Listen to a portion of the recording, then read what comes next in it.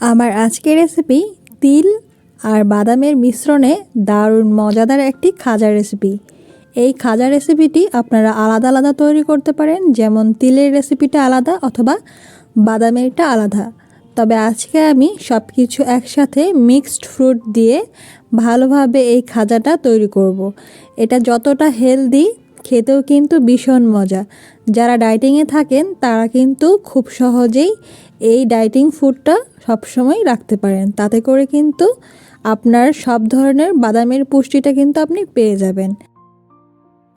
এবং যাদের ডায়েটিংয়ে থাকার পর একটু মিষ্টি খাওয়ার ক্রেভিং হয়, তারা কিন্তু চাইলে মিষ্টিটা এইভাবে খেতে পারেন। তাতে করে মিষ্টির ক্রেভিংটা দূর হয়ে যাবে।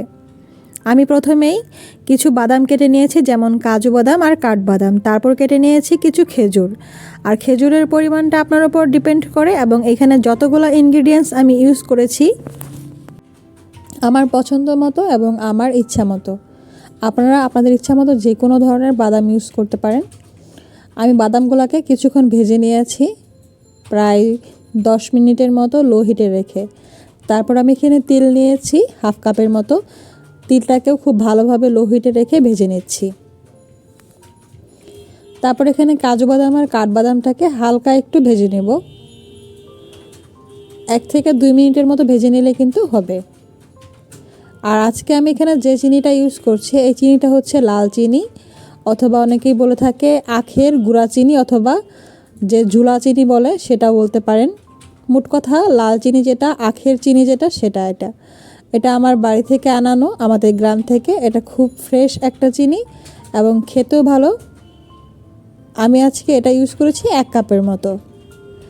এটাকে খুব ভালোভাবে এরকম বলক আসা পর্যন্ত অপেক্ষা করতে হবে। হালকা একটু ক্যারামেলের মতো হয়ে আসলে তখন এটাতে আমি ইউজ করছি খেজুর। আমি এখানে হাফ কাপের মতো খেজুর নিয়েছি, আর খেজুরগুলো দিয়েছি একটু নরম টাইপের খেজুরগুলো, যাতে খুব সহজেই চিনির সাথে মিশে যায়। কিছুক্ষণ রান্না করার পর চিনির সাথে কিন্তু এটা খুব ভালোভাবে মিশে গিয়েছে। আজকে যে ফ্রুটটা, মিক্সড ফ্রুট দিয়ে এটা তৈরি করছি, এবং এটা খেতে কিন্তু যতটা টেস্টি এবং স্বাস্থ্যের জন্য কিন্তু খুব হেলদি। একবার বাসায় এভাবে তৈরি করে নেন, এবং সারা মাস কিন্তু এটা ফ্রোজেন করে অথবা স্টোরেজ করে রেখে খেয়ে নিতে পারবেন। ভেজে রাখা যে ইনগ্রিডিয়েন্টসগুলো ছিল, যেমন বাদাম, তিল এবং আরেক প্রকারের বাদাম যেমন কাঠ আর কাজু বাদাম, সবগুলা ভেজে নেওয়া ইনগ্রিডিয়েন্টস এখন চিনির সাথে খুব ভালোভাবে মিশিয়ে নিচ্ছি। কিছুক্ষণ জাল দেওয়ার পর এটা কিন্তু রেডি। এখন আমি সেট আপ করার জন্য একটা স্টিলের প্লেট নিয়েছি। প্লেটের মধ্যে সামান্য ঘি ব্রাশ করে নিচ্ছি। ঘিটা দিয়ে ভালোভাবে ব্রাশ করে নেওয়ার কারণে কিন্তু যখন এটা তুলতে যাবেন খুব সহজেই কিন্তু উঠে যাবে। এখন আমি কড়াই থেকে খুব ভালোভাবে এটাকে নামিয়ে নিচ্ছি। গরম থাকা অবস্থাতেই নামিয়ে নিতে হবে, না হলে কিন্তু সেট আপ করতে সমস্যা হবে। গরম থাকা অবস্থায় একটা স্প্যাচুলারের সাহায্যে খুব ভালোভাবে চেপে চেপে এটাকে সমান করে নিচ্ছি। সমান করে নেওয়ার পর এটাকে ফ্রিজে রেখে দিতে হবে। ফ্রিজে 1 থেকে 2 ঘন্টা রেখে দিলেই কিন্তু এটা সেট আপ হয়ে যাবে। তারপর আমি এভাবে এটাকে উঠিয়ে নিচ্ছি, এবং উঠাইতে একটু প্রবলেম হতে পারে, একটু সাবধানতার সাহায্যে এটা উঠিয়ে নেবেন। আমি উঠিয়ে নিয়েছি। এখন উঠিয়ে নেওয়ার পর একটা এভাবে নাইফের সাহায্যে ভালোভাবে কেটে নিচ্ছি। যেহেতু একটু শক্ত রয়েছে, এটাকে উপর দিয়ে এভাবে বাড়ি দিয়ে দিয়ে খুব ভালোভাবে কেটে নিচ্ছি।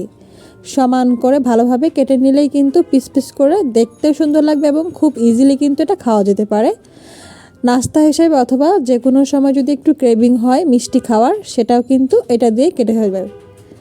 এবং খুব ভালোভাবেই কিন্তু এটা খেতে পারবেন একটা এয়ারটাইট বক্সে রেখে 1 মাসের মতো।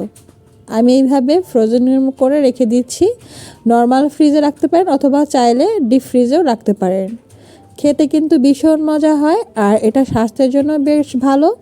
যে কোনো ডায়েটিং ফ্রুটস হিসাবে কিন্তু এটা ইউজ করতে পারেন। আশা করছি আজকের এই রেসিপিটি আপনাদের কাছে ভালো লেগেছে। ভালো লাগলে অবশ্যই চ্যানেলটি সাবস্ক্রাইব করে রাখুন, এরকম নতুন নতুন আরও রেসিপি পাওয়ার জন্য। যদি একটু ভালো লেগে থাকে কমেন্টস করে জানাতে পারেন, আর আপনারা বাসায় তৈরি করলে অবশ্যই জানাতে ভুলবেন না। আজকে এখানে বিদায় নিচ্ছি। দেখা হবে নতুন কোনো রেসিপির সাথে। সে পর্যন্ত ভালো থাকুন। ধন্যবাদ। আল্লাহ হাফেজ।